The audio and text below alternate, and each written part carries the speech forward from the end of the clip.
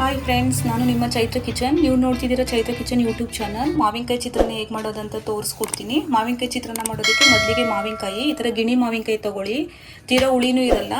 ಈ ಥರ ಇರೋ ಮಾವಿನಕಾಯಿ ಚಿತ್ರಾನ್ನ ಮಾಡಿದ್ರೆ ಟೇಸ್ಟ್ ಚೆನ್ನಾಗಿರುತ್ತೆ. ಮಾವಿನಕಾಯಿನ ತುರ್ದು ಈ ಥರ ಸಿಪ್ಪೆ ಎರ್ದು ಈ ಥರ ತುರ್ದು ಇಟ್ಕೊಂಡಿದ್ದೀನಿ. ಒಂದು ಮಾವಿನಕಾಯಿ ತೊಗೊಂಡಿದ್ದೀನಿ.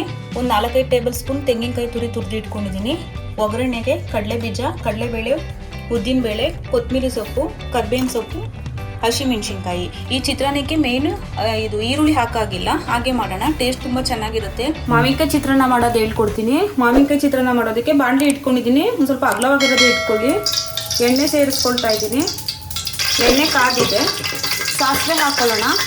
ಸಾಸಿವೆ ಸಿಡಿತಾ ಇದೆ. ಇವಾಗ ಕಡಲೆಬೀಜ ಸೇರಿಸ್ಕೊಳ್ತಾ ಇದ್ದೀನಿ. ಕಡಲೆಬೀಜ, ಕಡಲೆಬೇಳೆ ಮತ್ತು ಉದ್ದಿನಬೇಳೆ ಮೂರನ್ನು ಒಟ್ಟಿಗೆ ಫ್ರೈ ಮಾಡ್ಕೊಳ್ತಾ ಇದ್ದೀನಿ. ಮಾವಿನಕಾಯಿ ಚಿತ್ರಾನ್ನ ಮಾಡಿ ತುಂಬ ಚೆನ್ನಾಗಿರುತ್ತೆ. ಈಸಿಯಾಗಿ ಹೇಳ್ಕೊಟ್ಟಿದ್ದೀನಿ. ಈ ವಿಡಿಯೋನ ಎಲ್ಲೂ ಸ್ಕಿಪ್ ಮಾಡಬೇಡಿ, ಕೊನೆ ತನಕ ನೋಡಿ ಮಾಡಿ. ಮಕ್ಕಳು ಲಂಚ್ ಬಾಕ್ಸ್ಗೂ ಚೆನ್ನಾಗಿರುತ್ತೆ. ಇವಾಗ ಮಾವಿನಕಾಯಿ ಸೀಸನ್ ಆಗಿರೋದ್ರಿಂದ ಈ ಸೀಸನ್ ಮುಗಿಯೋಷ್ಟಲ್ಲಿ ಒಂದಿನ ಮಾಡಿ. ಟೇಸ್ಟ್ ಮಾತ್ರ ತುಂಬ ಚೆನ್ನಾಗಿರುತ್ತೆ.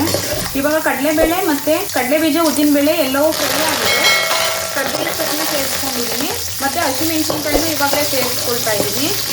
ಇದೆರಡು ಎಣ್ಣೆಲಿ ಚೆನ್ನಾಗಿ ಬಾಡಿಸ್ಕೊಂಡಿದ ನಂತರ ಮಾವಿನಕಾಯಿ ತುರಿನೂ ಇವಾಗಲೇ ಸೇರಿಸ್ಕೊಳ್ಳೋಣ. ಯಾಕೆಂದರೆ ಇದು ಎಣ್ಣೆಲಿ ಚೆನ್ನಾಗಿ ಫ್ರೈ ಆಗಬೇಕು. ಇದು ಎಣ್ಣೆಲಿ ಚೆನ್ನಾಗಿ ಫ್ರೈ ಆದಷ್ಟು ಚಿತ್ರಾನ್ನ ಟೇಸ್ಟು ತುಂಬ ಚೆನ್ನಾಗಿ ಬರುತ್ತೆ. ನೀವು ಗಿಣಿ ಮಾವಿನಕಾಯಿನೇ ಯೂಸ್ ಮಾಡಿ. ಮಾವಿನಕಾಯಿ ಚಿತ್ರಾನ್ನಕ್ಕೆ ಚೆನ್ನಾಗಿರುತ್ತೆ. ಇಲ್ಲಾಂದರೆ ತೀರಾ ಹುಳಿ ಆದ್ರೂ ಚೆನ್ನಾಗಿರಲ್ಲ ಚಿತ್ರಾನ್ನ. ಈ ಮಾವಿನಕಾಯಿನ ಚೆನ್ನಾಗಿ ಎಣ್ಣೆಯಲ್ಲಿ ಫ್ರೈ ಮಾಡ್ಕೊಳ್ಳಿ. ಸ್ವಲ್ಪ ಅರಿಶಿನ ಸೇರಿಸ್ಕೊಳ್ಳೋಣ. ಬೇಗನೆ ಆಗ್ಬಿಡುತ್ತೆ ಈ ಮಾವಿನಕಾಯಿ ಚಿತ್ರಾನ್ನ. ರೈಸ್ ಒಂದು ಕಡೆ ರೆಡಿ ಇದೆ. ಒಂದು 5-10 ನಿಮಿಷದಲ್ಲೇನೆ ಮಾವಿನಕಾಯಿ ಚಿತ್ರಾನ್ನ ಟೇಸ್ಟಿಯಾಗಿ ತುಂಬ ಚೆನ್ನಾಗಿ ರೆಡಿ ಆಗುತ್ತೆ. ಮಾವಿನಕಾಯಿ ಚೆನ್ನಾಗಿ ಎಣ್ಣೆಯಲ್ಲಿ ಫ್ರೈ ಆಗಿದ ನಂತರ ತೆಂಗಿನಕಾಯಿ ತುರಿನೂ ಸೇರಿಸ್ಕೊಳ್ತಾ ಇದ್ದೀನಿ. ನಾನು ಸೇಮ್ ಮಾವಿನಕಾಯಿ ಥರನೇ ತುರಿದಿಟ್ಕೊಂಡಿದ್ದೀನಿ. ತೆಂಗಿನಕಾಯಿನ ಜಾಸ್ತಿ ಹಾಕಿದಷ್ಟು ಟೇಸ್ಟ್ ಚೆನ್ನಾಗಿರುತ್ತೆ. ತೆಂಗಿನಕಾಯಿನ ಸೇರಿಸ್ಕೊಂಡಿದ ನಂತರ ಕೊತ್ತಂಬರಿ ಸೊಪ್ಪನ್ನು ಸೇರಿಸ್ಕೊಳ್ತಾ ಇದ್ದೀನಿ. ಇವಾಗ ರುಚಿಗೆ ಎಷ್ಟು ಬೇಕೋ ಅಷ್ಟು ಉಪ್ಪನ್ನು ಸೇರಿಸ್ಕೊಂಡು ಚೆನ್ನಾಗಿ ಕೈ ಆಡಿಸ್ಕೊಳ್ಳೋಣ. ನೋಡಿ, ಇವಾಗ ಎಲ್ಲವನ್ನು ಸೇರಿಸಿದಾಗಿದೆ. ನಿಂಬೆಹಣ್ಣೇನು ಹಾಕೋಬೇಡಿ. ಮಾವಿನಕಾಯಲ್ಲೇ ಹುಳಿ ಅಂಶ ಇರೋದ್ರಿಂದ ನಿಂಬೆಹಣ್ಣೇನು ಸೇರಿಸ್ಕೋಬೇಡಿ. ನೋಡಿ, ಈ ಚಿತ್ರಾನ್ನಕ್ಕೆ ಈರುಳ್ಳಿ ಏನು ಹಾಕೋ ಹಾಗೆ ಇಲ್ಲ. ಈಸಿಯಾಗಿ ಟೇಸ್ಟಿಯಾಗಿ ಮಾವಿನಕಾಯಿ ಚಿತ್ರಾನ್ನ ರೆಡಿ ಆಗುತ್ತೆ. ಇವಾಗ ಗ್ಯಾಸ್ ಸ್ಟವ್ನ ಆಫ್ ಮಾಡ್ಕೊಳ್ತಾ ಇದ್ದೀನಿ. ನೋಡಿ ಎಷ್ಟು ಕಲರ್ಫುಲ್ಲಾಗಿ ಹೇಗೆ ಕಾಣಿಸ್ತಾ ಇದೆ ಅಂತ. ಮಾವಿನಕಾಯಿ ಎಲ್ಲ ಎಣ್ಣೆಯಲ್ಲಿ ಫ್ರೈ ಆಗಿದೆ. ಈ ಗ್ಯಾಸ್ ಸ್ಟವ್ನ ಆಫ್ ಮಾಡ್ಕೊಳ್ತಾ ಇದ್ದೀನಿ. ನಾನು ಮುಂಚೆನೇ ರೈಸ್ ಮಾಡಿ ಇಟ್ಕೊಂಡಿದ್ದೆ. ಇವಾಗ ಇದ್ರ ಜೊತೆ ಸೇರಿಸ್ಕೊಳ್ಳೋಣ.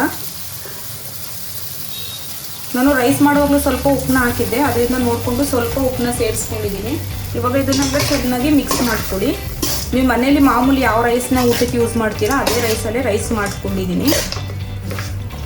ನಾನು ಅಗಲವಾಗಿರೋ ಬಾಣಲಿ ಏನಕ್ಕೆ ಇಟ್ಕೊಳ್ಳಿ ಅಂತ ಹೇಳಿದೆ ಅಂದರೆ, ಈ ಥರ ಕಲಿಸುವಾಗ ಚೆಲ್ಲೋದೆಲ್ಲ ಇರುತ್ತೆ, ಚೆಲ್ಲೋ ಚಾನ್ಸಸ್ ಎಲ್ಲ ಇರುತ್ತೆ.